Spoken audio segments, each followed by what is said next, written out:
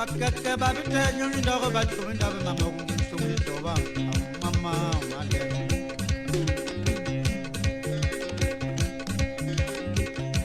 Biya munu banga banyola na ya benengo mambia mama mutoba uli mama na biya.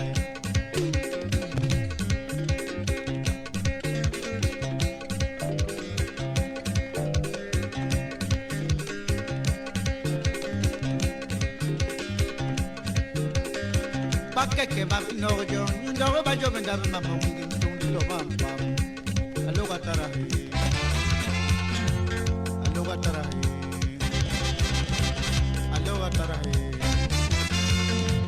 Alo katarahi tena nduru ndabe mama ko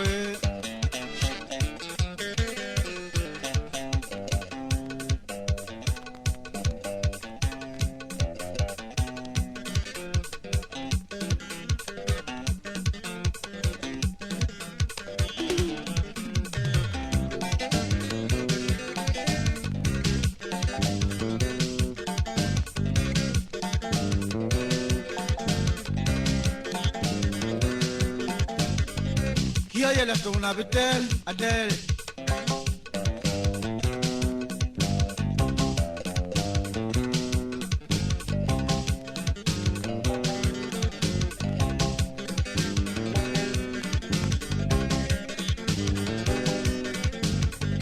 mana wele to weno be hop chili me wona me alo ban mi kana me to yam bere bel ni pana uye muhel me ayom kona me alo ba bege me ibili tonde ba mu wa min dan kenele mwe no ba yo mu boda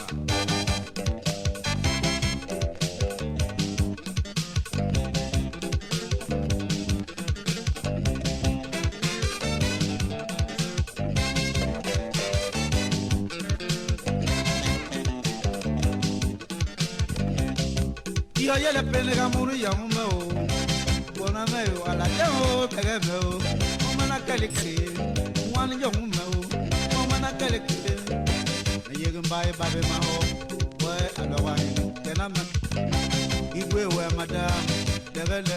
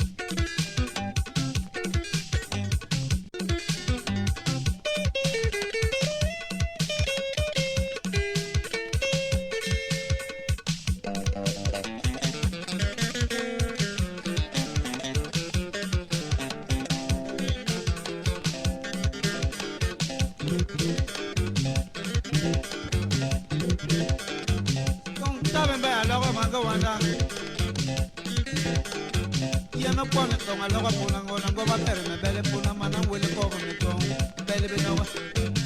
wele be na ge abien so a loga ini aman binam bar wele e apol wi yer me Cameroon puna na long bakana wena wango mo gom gom a loga puna ngona di ma bera biong maliga mana kelin go me bar wele bele no akana mana wele be na ge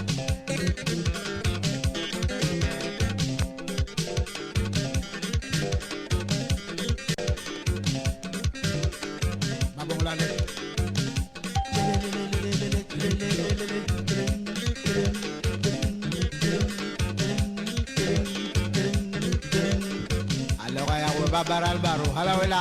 oh digi mermo ay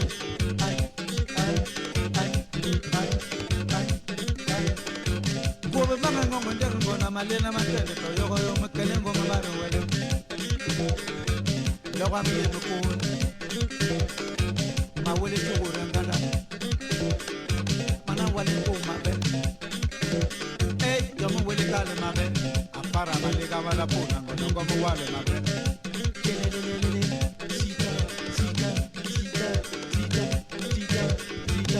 sita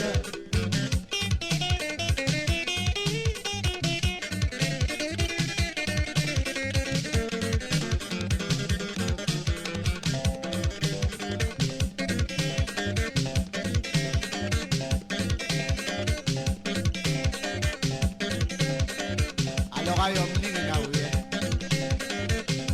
o mali ben dunga da ba kamela wa bu meta ma pula na melu ala ngane ba ngale ala ba wa na ho ba ya me nyakala ne ba ala wa ni ndele ma kuna ngo me ne wango bana wa mata be ba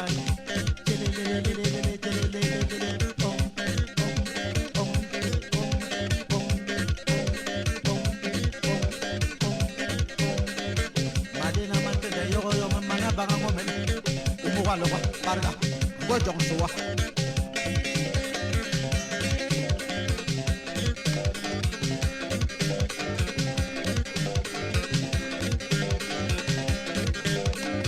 wa wil manganda loka mam pam la wel lok bakana boyung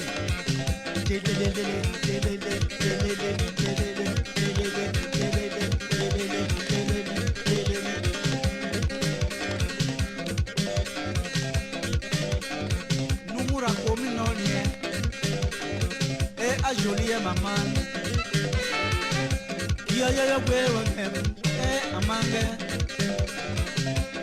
nabi ye wanengem la mama mama ndengo na yo mapuba man yo mama rwe yo bange wan